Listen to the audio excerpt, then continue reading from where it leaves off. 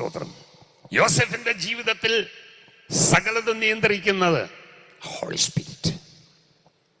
Hallelujah. ദൈവമക്കളെ, ദൈവാത്മാവ് നിയന്ത്രിക്കട്ടെ, ദൈവാത്മാവിനാൽ നിറയപ്പെടട്ടെ, ദൈവാത്മാവിനാൽ നയിക്കപ്പെടട്ടെ, ദൈവാത്മാവിനാൽ പഠിപ്പിക്കപ്പെടട്ടെ. സ്തോത്രം. എല്ലാം അഭ്യസിപ്പിക്കപ്പെടട്ടെ. സകലതും ചെയ്യട്ടെ.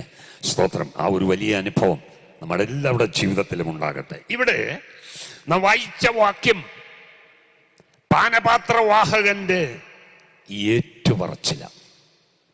സ്തോത്രം.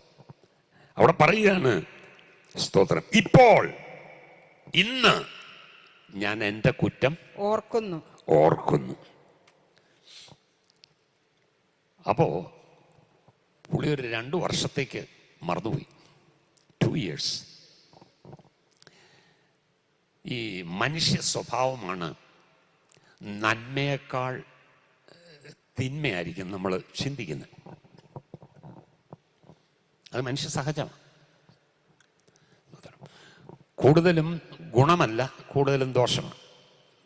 അതുകൊണ്ടാണല്ലോ നമ്മൾ ആരുടെയെങ്കിലും നന്മയുണ്ടേ പറയത്തില്ല. പിന്നെ 99 നന്മയുണ്ട്, പക്ഷെ ഒരു കുറവുണ്ടെങ്കിലും നമ്മൾ ആ കുറവേ പറയത്തുള്ളൂ. എന്നാലും അവനെ, എന്നാലും അവളെ, അല്ലേ? നമ്മുടെ ഈ ബ്രെയിനിൻ്റെ അകത്ത് നിറഞ്ഞു നിൽക്കുന്ന അതായിരിക്കും. അല്ലെ? എനിക്കറിയാം. സ്തോത്രം. 10 പ്രാവശ്യം സഹായിച്ചിട്ടുള്ള ഒരാളെ എനിക്കറിയാം. 11ാമത്തെ പ്രാവശ്യം പോക്കറ്റിൽ പൈസ ഇല്ലായിരുന്നു. സ്തോത്രം. അപ്പോൾ കൊടുത്തില്ല. അപ്പുറത്ത് മാറിയിട്ട് പറഞ്ഞു, ആ മനുഷ്യനെല്ലാം ഒരു നിർഗുണനാണ്, ഒന്നും സഹായിക്കത്തില്ല. 10 പ്രാവശ്യം മേടിച്ചിട്ടാണ് ഈ പറയണേ.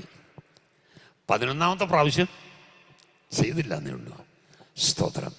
അപ്പം എപ്പോഴും മനുഷ്യൻ്റെ നോർമലായിട്ടുള്ളൊരു സ്വഭാവമാണ്, പ്രൈസ് ഗോഡ്, നന്മയേക്കാൾ തിന്മ, സ്തോത്രം, നിറഞ്ഞു നിൽക്കുന്ന. അതുകൊണ്ടാണല്ലോ നമ്മുടെ കുറ്റം നമ്മൾ കാണത്തില്ല, മറ്റുള്ളവരുടെ കുറ്റം. വീട്ടിലാണെങ്കിലും അതാണല്ലോ പ്രശ്നം. സ്തോത്രം. എൻ്റെ കാര്യം നോക്കാൻ മറ്റേയാളുടെ കാര്യം നോക്കിക്കോ. അപ്പോൾ അതെന്ത് ചെയ്യും? അയാളും അങ്ങനെ ചിന്തിക്കണം, മറ്റേയാളുടെ കാര്യം.